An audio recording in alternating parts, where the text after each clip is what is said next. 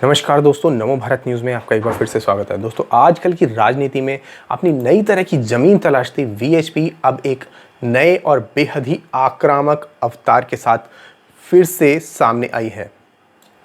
खास तौर से तब जब प्रवीण तोगड़िया जैसे शक्तिशाली और बेहद ही आक्रामक लोग वीएचपी से बाहर किए जा चुके हैं। जी हाँ, आप में से बहुत लोगों को शायद नहीं मालूम होगा कि प्रवीण तोगड़िया अब जो है वीएचपी से संबंधित नहीं हैं और अब उन्होंने अपनी ही एक दूसरी पार्टी बना ली है, अंतर्राष्ट्रीय हिंदू परिषद। ये क्या है और ये सब पूरा मामला क्या है, ये मैं आपको फिर कभी बताऊंगा। लेकिन अभी जो सबसे अहम मुद्दा है वो है फजरुल इस्लाम। जी हाँ, जिसने एक बयान देकर पूरे देश में जैसे आग लगा दी है। क्या है पूरा मामला और प्रवीण तोगड़िया के बाद अब वीएचपी कैसे उस पर पलटवार करने वाली है, ये ज़रा समझ लीजिए। मगर आप भी अगर ज़फ़रुल इस्लाम के इस बयान से आहत हुए हैं तो यहाँ कमेंट बॉक्स में अपना विचार लिखकर ज़रूर बताएं। साथ ही साथ ये वीडियो को जो शेयर करने की जिम्मेदारी है दोस्तों, ये आपकी बन जाती है, क्योंकि आप अगर अपने विचार दूसरों तक नहीं पहुंचाएंगे, अगर आप ऐसी वीडियोस दूसरों तक नहीं पहुंचाएंगे तो जनता कैसे जानेगी कि आखिर इस देश में षड्यंत्रकारी कट्टरपंथी क्या सोच रहे हैं।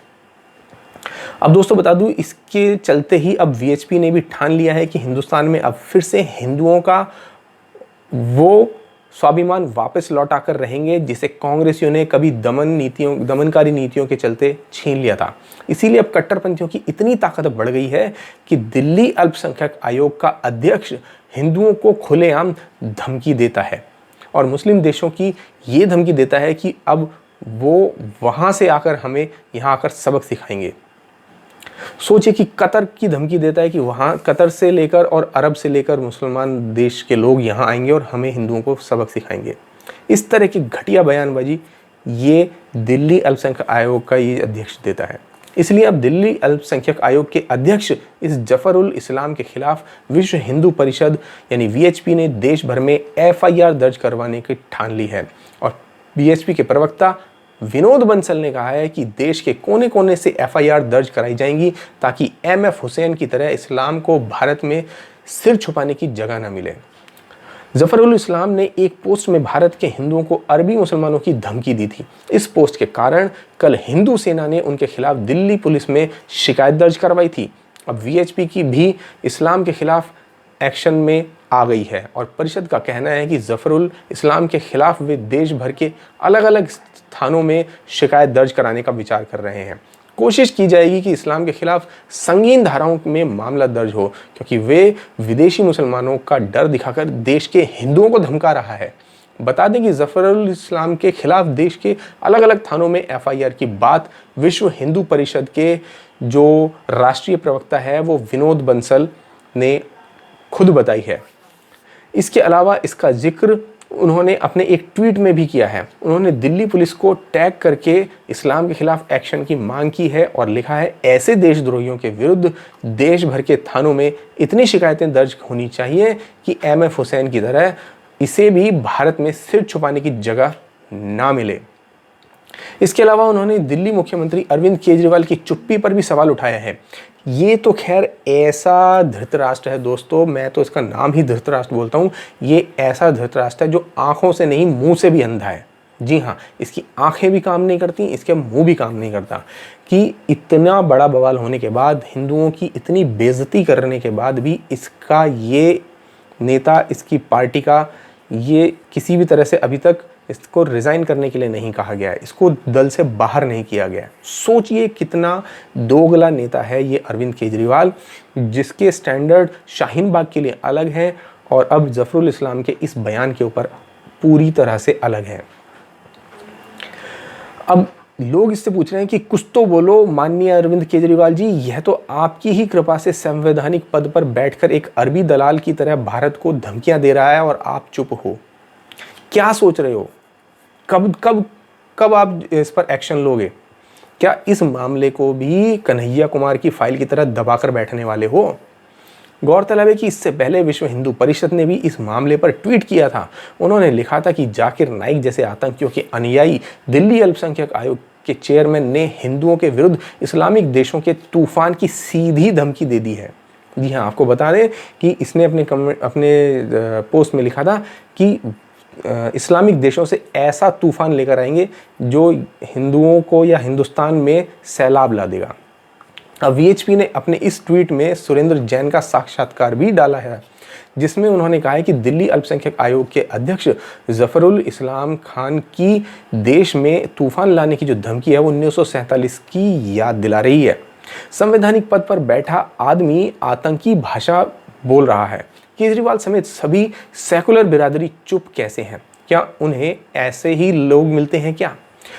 बता दें, जफरुल इस्लाम के जिस पोस्ट पर इतना बवाल हुआ, इतना विवाद खड़ा हुआ है, उसमें उन्होंने लिखा था कि कट्टर हिंदू ये भूल गए थे कि अरबी मुसलमानों की आंखों में भारतीय मुसलमानों की साख काफ़ी ऊंची है। बकौल जफरुल, भारत के मुसलमानों ने इस्लाम के लिए जो किया है उसे देखते हुए अरबी इन्हें सिर आंखों पर रखते हैं। भारतीय मुसलमान अरबी और इस्लामी अध्ययन में पारंगत है और दुनिया भर में इस्लामी संस्कृति और सभ्यता से जुड़ी विरासत में अहम योगदान इसने आज तक दिया है। जफरुल ने इन लोगों को शाह वहीलुल्लाह और दहलवी और अबू हसन नदवी, बहुद्दीन खान और जाकिर नाइक का नाम गिनाया था। बता दें कि मलेशिया में रह रहे जाकिर नाइक को वापस लाने के लिए भारत सरकार प्रयत्न कर रही है और ये वही जाकिर नाइक है जिसका नाम लेकर बांग्लादेश में कुछ आतंकियों ने आतंकी घटनाओं का अंजाम दिया था और उसके बाद पकड़े जाने पर कबूला था कि वो जाकिर नाइक के जो भाषण थे उनसे इतना ज़्यादा उत्साहित हो गए थे कि उन्होंने ऐसा करने की ठानी, यानी आतंकवादी घटनाएं करने की ठानी। अब भारत सरकार जो है लगातार इस जाकिर नाइक को घसीटकर कॉलर पकड़ के खींचते हुए देश में लाने की कोशिश कर रही है, जिसके चलते इसका पीस टीवी बंद किया जा चुका है, बैन किया जा चुका है। इसके अलावा इसके सभी जितने भी अर्निंग सोर्स थे उनके ऊपर ताले लगा दिए गए हैं। इसकी संपत्तियों को कुर्क करने का तैयारियां चल रही हैं और बहुत सारी संपत्तियों को जब्त किया जा चुका है और एनफोर्समेंट डायरेक्टरेट और एनआईए इसके पीछे लग चुकी हैं और उसके खिलाफ मनी लॉन्ड्रिंग से लेकर आतंकियों को भड़काने तक के आरोप लगे हुए हैं और उसके ऊपर अलग अलग धाराओं में केस चल रहे हैं। भारत में कई जगह युवा कट्टर मुसलमानों के यहाँ से जाकिर नाइक की सीढ़ियाँ तक बरामद की गई हैं, जिसे देखकर वो आतंक की राह पर आप निकल जाया करते थे। जफरुल ने कहा था कि शुक्र मानना चाहिए कि भारत के मुसलमानों ने अरब जगत से कट्टर हिंदुओं द्वारा हो रहे घृणा के दुष्प्रचार, लिंचिंग और दंगों को लेकर कोई शिकायत नहीं की है। मतलब भारत का मुसलमान को ये लोग ऐसा मूर्ख समझते हैं कि वो यहाँ के कानून को छोड़कर अरब देशों में जाकर शिकायत करेंगे। अरे यहाँ का मुसलमान तुम जैसे गधों जैसा नहीं है कि जो है जो समझदार यहाँ का मुसलमान है वो केवल और केवल यहाँ के कानून और संविधान में भरोसा करता है, जफरुल इस्लाम जैसे लोगों पर भरोसा नहीं करता। इसलिए अगर उसे ज़रूरत पड़ेगी तो वो सबसे पहले अपने हिंदू भाई से जाकर शिकायत करेगा और फिर भी नहीं चलेगी तो वो कानून का सहारा लेगा।